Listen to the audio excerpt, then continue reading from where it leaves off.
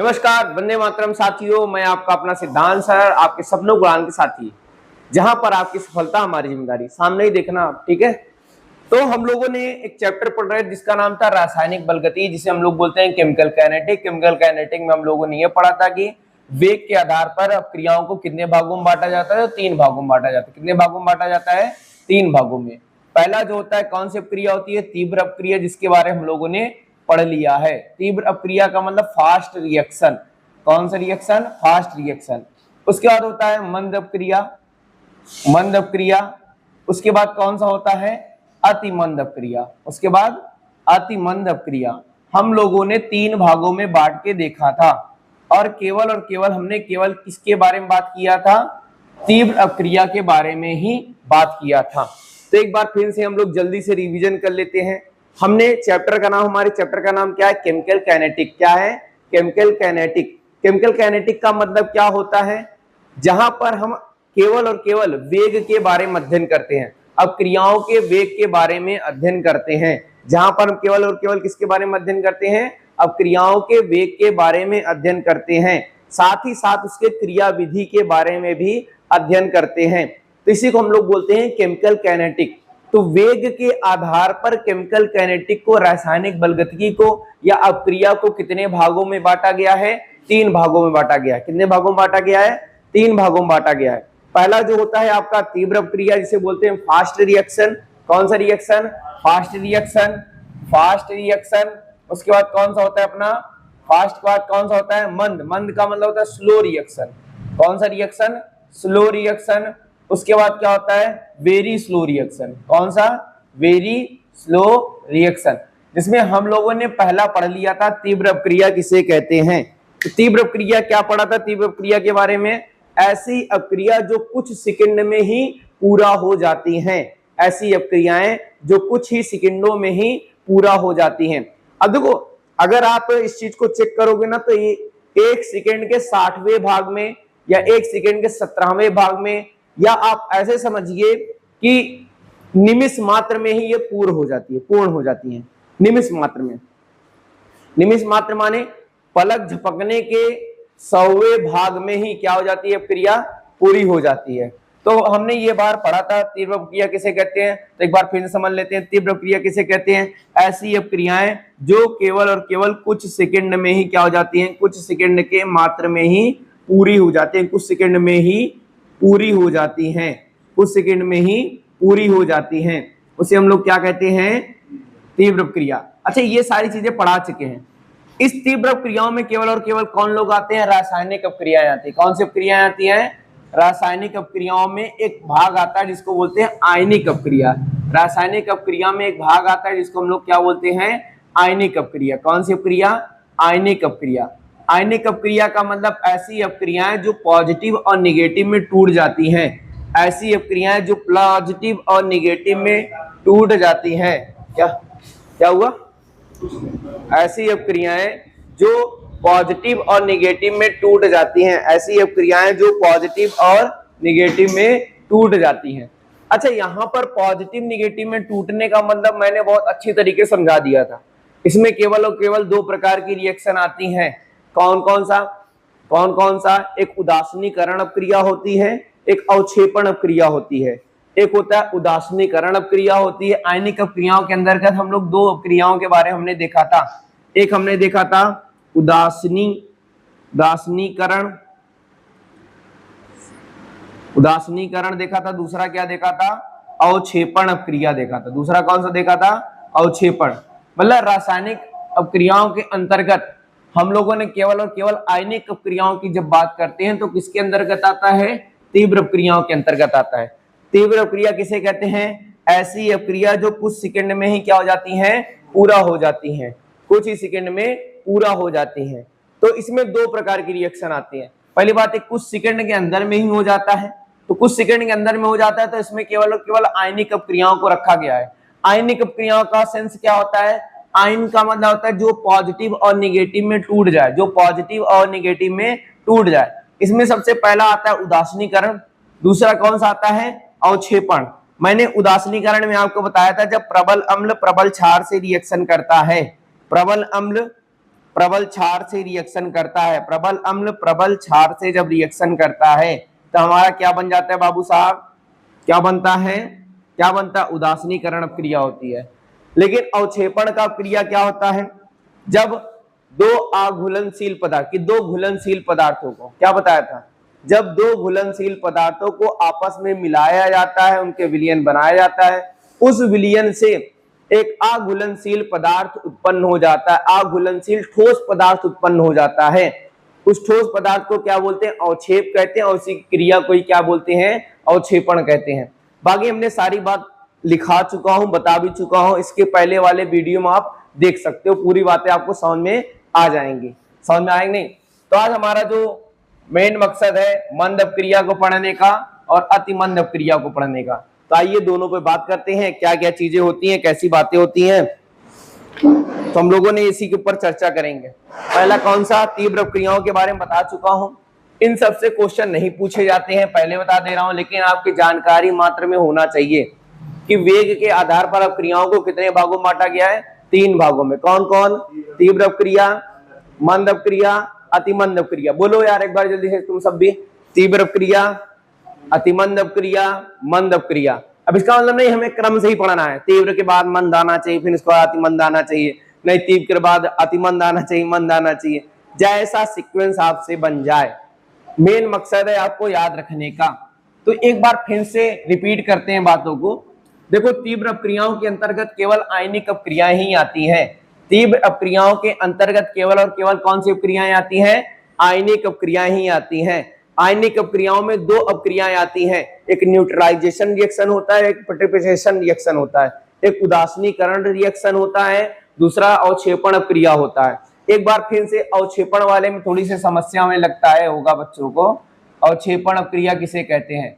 अवक्षेपण अपक्रिया का सिंपल सा सेंस होता है, जब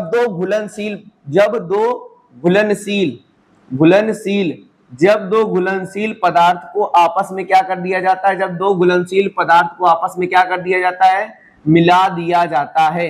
जब दो घुलनशील पदार्थों को आपस में मिला दिया जाता है, जब दो घुलनशील पदार्थों को आपस में मिला दिया जाता है, मतलब इनका विलयन बना दिया जाता है, इससे क्या होता है, एक अघुलनशील पदार्थ बन जाता है, एक अघुलनशील ठोस पदार्थ बन जाता है, एक अघुलनशील ठोस पदार्थ क्या हो जाता है, बनता है।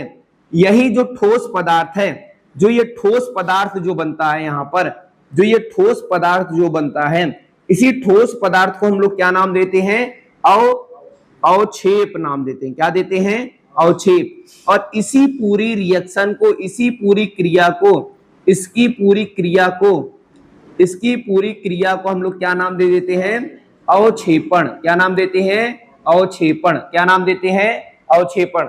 ध्यान रखना, जब दो अघुलनशील पदार्थों को आपस में क्या कर दिया जाता है, मिला दिया जाता है, जब दो घुलनशील पदार्थों को आपस में मिला दिया जाता है, तो उससे क्या होता है, एक अघुलनशील ठोस पदार्थ बन जाता है, एक अघुलनशील ठोस पदार्थ बन जाता है।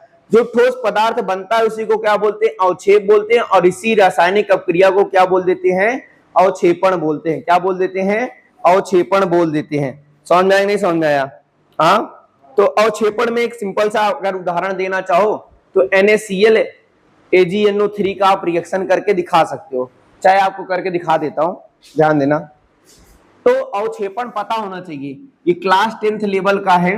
एक बार फिर से रिपीट करना, जब दो घुलनशील पदार्थों को आपस में मिला दिया जाता है, बोलते रहा करो, जब दो घुलनशील पदार्थों को आपस में मिला दिया जाता है तो क्या हो जाता है, एक अघुलनशील ठोस पदार्थ बन जाता है। इसी ठोस पदार्थ को हम लोग अवक्षेप कहते हैं, और इसी पूरी क्रिया को हम लोग क्या बोल देते हैं, अवक्षेपण बोल देते हैं। तो अवक्षेपण के लिए अगर एग्जांपल कहा जाए तो नमक ले लो, नमक पानी में घुलता है नहीं घुलता है, नमक घुल जाता है आसानी से। दूसरा ले लो AgNO3 ले लो, ठीक है, सिल्वर नाइट्रेट, इसे क्या बोलते हैं, सिल्वर नाइट्रेट, इसे क्या बोलते हैं, सोडियम क्लोराइड। क्या बोलते हैं, सोडियम क्लोराइड।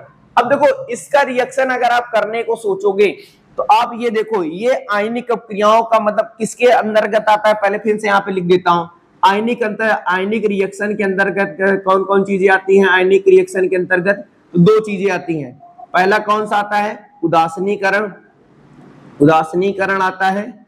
दूसरा कौन सा आता है बाबू साहब? अवक्षेपण आता है। मैंने जब जब आपसे बोला कोई भी रिएक्शन करना है तो उस रिएक्शन पे पहले ध्यान दो।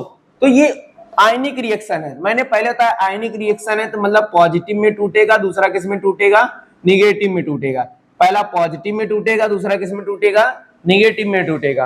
अब बताओ ये पॉजिटिव में अगर Na कैसा चार्ज देता है? हमेशा प्लस चार्ज देता है। और Cl कैसा चार्ज देता है? माइनस का चार्ज देता है।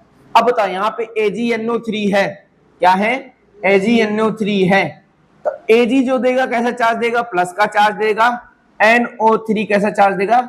माइनस का चार्ज देगा। कैसा चार्ज देगा? माइनस का चार्ज देगा। समझ में आया? और मैंने आपको यहाँ पर क्या बताया था?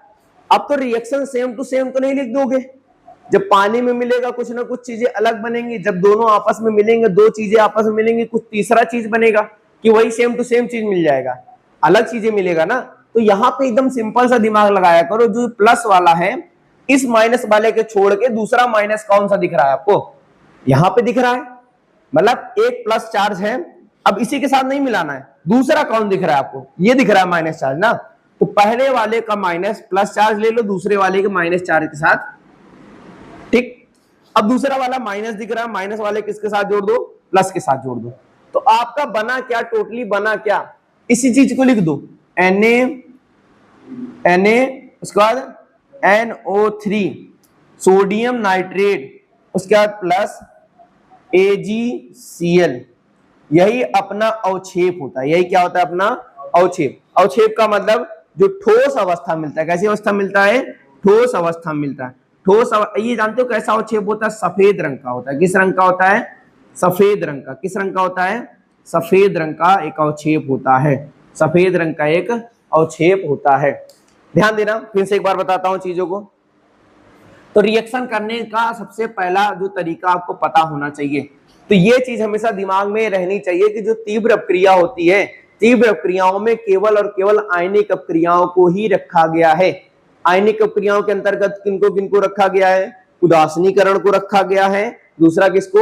अवक्षेपण अपक्रियाओं को रखा गया है। उदासीनी अपक्रिया कौन सी होती हैं? ध्यान से बताना, उदासीनी अपक्रियाएं कौन कौन सी होती हैं? जिसमें प्रबल अम्ल और प्रबल क्षार का रिएक्शन करा दिया जाता है, उसे उदासीनीकरण रिएक्शन कहते हैं। और अवक्षेपण अपक्रिया किसे कहते हैं? जब दो घुलनशील पदार्थों को आपस में क्या किया जाता है? मिला दिया जाता है, तो उसे एक ठोस कैसा पदार्थ मिल जाता है? ठोस पदार्थ मिलता है, एक अघुलनशील पदार्थ मिल जाता है। इसी ठोस पदार्थ को अवक्षेप कहते हैं, और इसी के पूरे रिएक्शन को हम लोग क्या बोल देते हैं? अवक्षेपण। मतलब एक बात जो याद रखना है, जो तीव्र अपक्रियाएं होती हैं, तीव्र अपक्रियाएं कैसी अपक्रियाएं? देखो बार बार वही चीज रिपीट कर रहा हूं, आयनिक अपक्रियाएं होती हैं। कैसी अपक्रियाएं होती हैं? आयनिक अपक्रियाएं होती हैं। तीव्र अपक्रिया का मतलब जो कुछ ही सेकंड में क्या हो जाए? पूरी हो जाए, जो कुछ ही सेकंड में पूरी हो जाए, ठीक है। तो NaCl अब कोई भी रिएक्शन करने को दिया जाएगा तो इसको गिब्स वाले साइड लिख देते हैं, ये इसको बोलते हैं गिब्स, तीर, ठीक है। तो यहाँ पे क्या आ जाएगा? NaNO3 plus AgCl। अच्छा, जब भी अवक्षेप लिखा जाएगा, जब भी अवक्षेप लिखा जाएगा तो ऐसे साइन करके लिखा जाएगा। देखो ऐसे, ऐसे मतलब तीर नीचे करके लिखा जाएगा, इसी को बोलते हैं अवक्षेप। क्या बोलते हैं? अवक्षेप। अगर तीर ऊपर करके कहीं पे लिखा है तो गैस है, मतलब उड़ गया। क्या हो गया? उड़ गया, ठीक है। समझ में आया? तो पहला एक बार फिर से बताना, तीव्र प्रक्रियाएं किसे कहते हैं? तीव्र प्रक्रियाएं किसे कहते हैं? ऐसी अपक्रियाएं जो कुछ सेकंड में ही पूरा हो जाती हैं। ऐसी अपक्रियाएं जो कुछ सेकंड में ही पूरा हो जाती हैं। तीव्र क्रियाओं के अंदर किसको रखा गया है? आयनिक अपक्रियाओं को रखा गया है। आयनिक अपक्रियाओं के अंतर्गत कौन सी अपक्रियाएं आती हैं? एक उदासीनीकरण आता है, दूसरा अवक्षेपण आता है। बस इतना बात याद रखना है। थोड़ा सा रिएक्शन पता कर लोगे, आ जाएगा सारी चीजें। समझ में आया? आप लोगों को समझ जाएंगे, नहीं समझा? आगे बढ़ते हैं। दूसरा अपना हेडिंग क्या है? अतिमंद अपक्रिया। कौन सी अपक्रिया? अतिमंद अपक्रिया। अब बताओ अतिमंद का मतलब क्या है?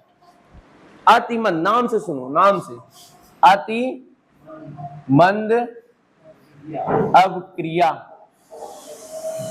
अतिमंद का मतलब वेरी स्लो रिएक्शन। तो क्या पढ़ने वाले थे? अति मंद अपक्रिया। क्या पढ़ने वाले थे? अति मंद अपक्रिया। ठीक है, इसको क्या बोलते हैं हम लोग? Very very slow reaction. Very slow reaction. अच्छा, अभी तो हम लोगों ने क्या पढ़ा? तीव्र अपक्रिया के बारे में पढ़ा। किस अपक्रिया के बारे में पढ़ा? तीव्र अपक्रिया। तीव्र अपक्रिया का सेंस क्या होता है? Fast reaction. कौन सा रिएक्शन? Fast reaction. अब देखो, तीव्र है, तेजी से हो रहा है, मतलब कुछ सेकंड में हो जा रहा है, कुछ सेकंड में हो जा रहा है। लेकिन यहाँ पे क्या लिखा है? मंद लिखा है। मंद माने क्या होता है? धीमा। मंद माने क्या होता है? धीमा। मतलब हम क्या कह सकते हैं इसके बारे में? और कह रहा है अति मंद, बहुत ज्यादा धीमा है, बहुत ज्यादा धीमा है। जैसे हम लिखते हैं ना वेरी गुड। गुड माने क्या होता है? अच्छा। वेरी माने और अच्छा।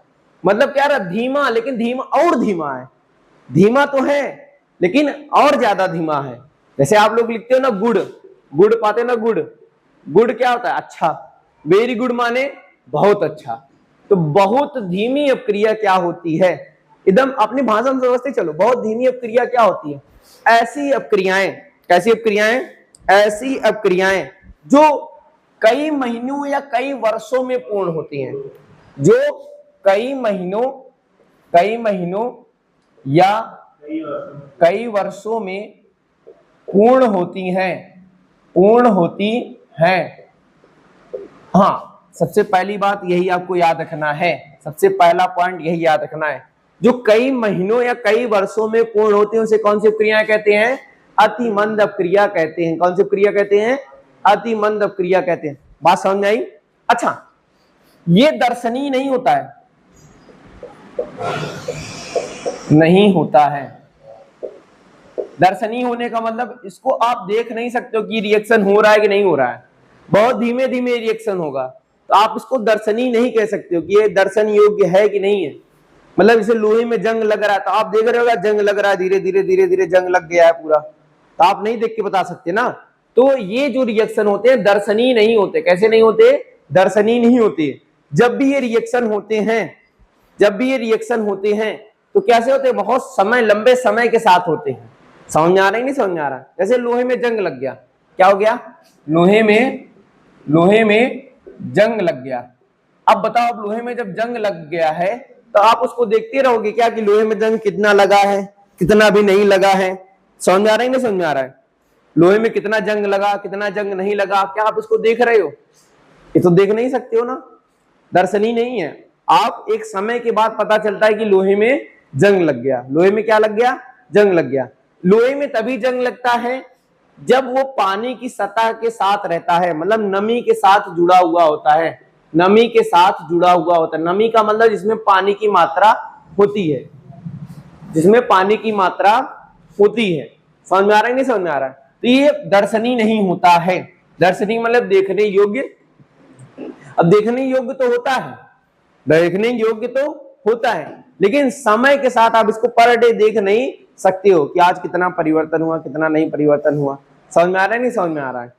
तो ऐसी रासायनिक अपक्रियाएं जो इतनी मंद होती हैं, जो कुछ महीनों या कुछ वर्षों में होती हैं और कोई भी दर्शनीय परिवर्तन नहीं होता, अतिमंद अपक्रिया कहलाती हैं। ध्यान देना। दूसरी सबसे इंपॉर्टेंट बात जो आपको याद रखना है, दूसरी जो सबसे इंपॉर्टेंट बात याद रखनी है जो आपको, इनका वेग नहीं ज्ञात किया जा सकता कि कौन कितने दिनों में ये पूर्ण होगा, कौन कितने दिनों में पूर्ण होगा।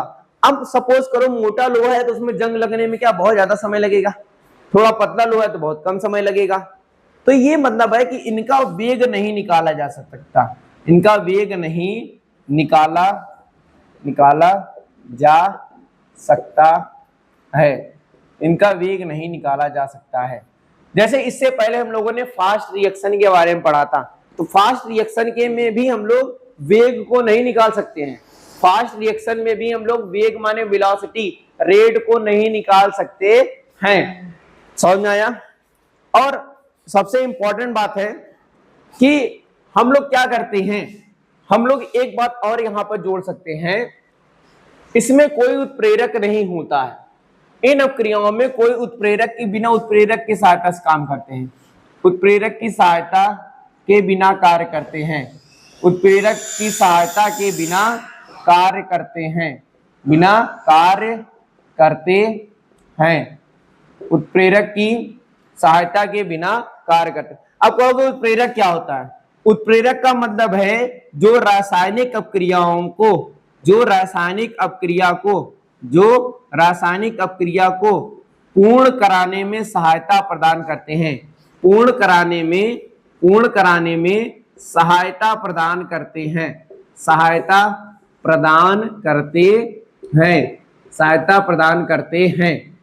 प्रदान करने का मतलब क्या है?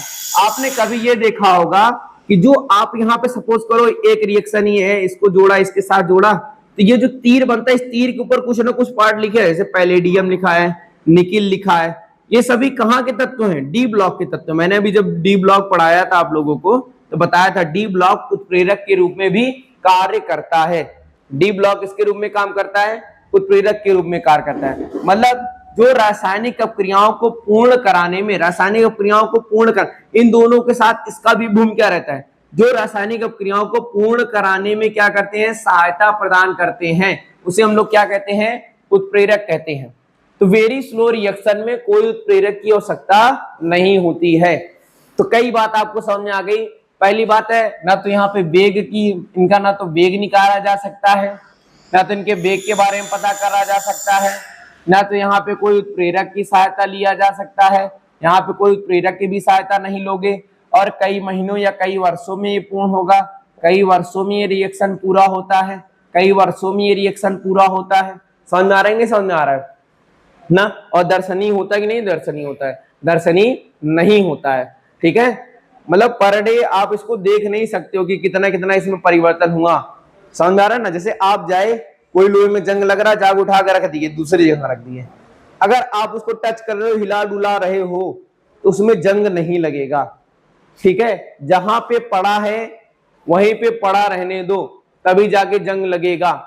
नहीं तो आप पर डे क्या करो, उसको मोशन में ला रहे हो, पर डे उसको घुमा फिरा रहे हो, तो उसमें जंग नहीं लगेगा। समझ में आ रहा है? नहीं समझा? मतलब जंग लगने का सबसे पहला फंडामेंटल रूल यही है कि जहां पे पड़ा है वहीं पे पड़ा रहने दो, जहां पे पड़ा है वहीं पे पड़ा रहने दो, तभी जाके जंग लगेगा। समझ में आया? नहीं समझ में आया? तो अतिमंद अपक्रिया किसे कहते हैं? ऐसी अपक्रियाएं जो कई महीनों या कई वर्षों में पूरा होती हैं, जो कई महीनों या कई वर्षों में पूरा होती हैं, उसे क्या कहते हैं? अतिमंद अपक्रिया कहते हैं, वेरी स्लो रिएक्शन कहते हैं। बात समझ आई? तो इसमें कोई उत्प्रेरक की सहायता नहीं लिया जा सकता है। जैसे हमें वाटर बनाना है, जल बनाना है, क्या बनाना है? जल बनाते समय भी हम कोई भी उत्प्रेरक की सहायता नहीं लेते हैं। ठीक है, जैसे जब हमारे पास लोहे में जंग लगता है तब भी वहां पे हम कोई उत्प्रेरक की सहायता नहीं लेते। मैंने आपको बताया था उत्प्रेरक सबसे ज्यादा कहां पाए जाते हैं? डी ब्लॉक में पाए जाते हैं। सबसे ज्यादा कहां पाए जाते हैं? डी ब्लॉक में पाए जाते हैं। पता ही नहीं पता है? बताए थे कि नहीं बताए थे? तो इतनी बातें समझ में आ गई। तो उत्प्रेरक की अनुपस्थिति में हाइड्रोजन व ऑक्सीजन का आपस में क्रिया करके जल का निर्माण करना भी अतिमंद अपक्रिया का एक बेहतरीन सा उदाहरण है। मतलब अगर आपको पता है कि हमारा जो H2 है, हाइड्रोजन गैस है, और ऑक्सीजन गैस जो है, जब ये रिएक्ट करते हैं क्या बना लेते हैं? 2H2O। अब ये जो 2H2O लिखा हूं जानते हो क्या है? संतुलित करके लिखा हूं। कैसे लिखा हूं? संतुलित करके। संतुलित करने का मतलब दोनों तरफ पार्ट को संतुलित करके लिखा हूं। अब देखो यहाँ पे 2 लगाना पड़ेगा, नहीं लगाना पड़ेगा? यहाँ भी 2 लगाना पड़ेगा। मतलब संतुलित कैसे? देखो यहाँ हाइड्रोजन कितने हो गए? यहाँ पे देखो 2 2 4। ऑक्सीजन कितने हो गए? 2। अभी देखो इधर हाइड्रोजन कितने हो गए? हाइड्रोजन देखो कितने हो गए? 4। ऑक्सीजन कितने हो गए? 2। इसी को बोलते हैं संतुलित करना। क्या करना? संतुलित करना। इधर हाइड्रोजन कितने हैं? 4। हाइड्रोजन कितने हैं? इधर हाइड्रोजन कितने हैं? इधर ऑक्सीजन कितने हैं? इधर कितने हैं? 2। इसे क्या बोलते हैं? संतुलित करना। क्या करना? संतुलित करना। क्लास 10 में सीखे ही होगे संतुलित करना। ठीक है, तो एक बात समझ में आई। तो यहाँ पे कोई उत्प्रेरक की सहायता लिए? यहाँ पे ऊपर आपने कुछ लिखा? आपने यहाँ पे कुछ लिखा? नहीं लिखा ना? नहीं लिखा। तो आप क्या कहोगे? अतिमंद अपक्रिया का जो सबसे अच्छा एग्जाम्पल है, आप बता सकते हो जल का बनना भी अतिमंद अपक्रिया का एक बेहतरीन सा उदाहरण है। समझ में आ रहा है? नहीं समझ आ रहा है? जल का बनना भी अतिमंद अपक्रिया का एक बेहतरीन सा उदाहरण है। समझ में आया? तो अतिमंद अपक्रिया किसे कहते हैं? ऐसी अपक्रियाएं जो कई महीनों या कई वर्षों में पूर्ण हो जाती हैं, कई महीनों या कई वर्षों में पूर्ण होती हैं, उन्हीं को क्या कहते हैं हम लोग? अतिमंद अपक्रिया कहते हैं। क्या ये दर्शनीय होती हैं? नहीं होती। मैंने कहा ना, लोहे में जंग लग रहा, उठा दूसरी जगह रख दो, नहीं लगेगा, कभी नहीं लगेगा। अगर जैसे तुम कोई रिएक्शन करा रहे हो, दही ही जमा रहे हो, अब दही जम रहा है, अब उसको छोड़ दो, शांति भरा उसको छोड़ दो, नहीं तो तुम दही जमाने हो जा रहे हो, हिला रहे हो बार बार उसको, जैसे हिलाओगे बार बार वो रिएक्शन क्या हो जाएगा? खराब हो जाएगा। समझ आ रहा है नहीं समझ आ रहा है? उसको क्या करना है? उसको टच नहीं करना है, ना तो उसको बार बार देखना है, ना तो छूना नहीं है वहां पे उसको जाके। समझ में आ रहा है नहीं समझ आ रहा है? अगर बार बार उसको टच करोगे, बार बार उसको छुओगे, उसके स्थान का परिवर्तन करोगे, तो रिएक्शन कंप्लीट नहीं होगा। समझ में आया? बहुत इंपॉर्टेंट बात है। तो उत्प्रेरक की सहायता के बिना इसका काम चलता है। रासायनिक क्रिया, उत्प्रेरक के बारे में बताओ। उत्प्रेरक कौन होते हैं? जो रासायनिक क्रियाओं को पूर्ण कराने में सहायता प्रदान करते हैं, उसे उत्प्रेरक कहते हैं। तो हम बताया, इसकी एक और बात बताया, इसके वेग के बारे में आप नहीं निकाल सकते, इसके रेट के बारे में आप नहीं निकाल सकते हो। तो इतनी बातें अगर आपको क्लियर हो गई हो, तो क्लियर हो गई हो तो बहुत अच्छी बात है। क्लियर हुआ नहीं सचिन? समझ आया? ऐसी अपक्रियाएं जो कई महीनों या कई वर्षों में पूर्ण होती हैं, कई महीनों या कई वर्षों में पूर्ण होती हैं, उसे क्या कहते हैं?